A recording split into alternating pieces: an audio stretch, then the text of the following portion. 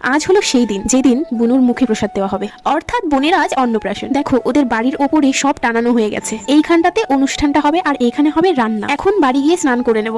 দেখো এই ফুলের গাছটাতে কত কলি এসেছে, আর কয়েকদিন পরই মনে হয় ফুল ফুটবে। কাল যে হলুদ ফুলটা দেখিয়েছিলাম, দেখো সেই ফুলের গাছটা কেমন, সবে দু একটা ফুল ফুটছে।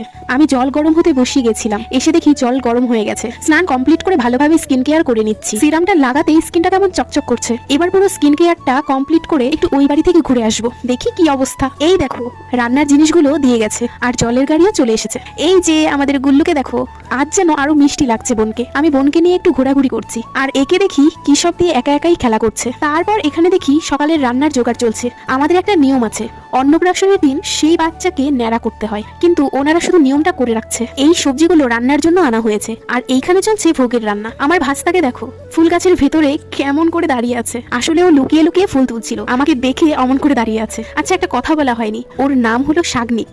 নামটা কিন্তু বেশ ইউনিক, তাই না বলো? কটা ফুল তুলেছে সেটা আবার আমাকে গুনে দেখাচ্ছে। দেখো এদিকে আমার দাদাও কাজে লেগে পড়েছে। ওই যে আমার মা, ওনার তো আজ পাত্তাই পাওয়া যাচ্ছে না। এখানে আমি আর শাগনিক গল্প করছি, দেখো কেমন দুষ্টুমি করছে। দুপুরে আমার দায়িত্ব পড়েছে বুনুকে সাজানোর। এই দেখো সাজানো হয়ে গেছে।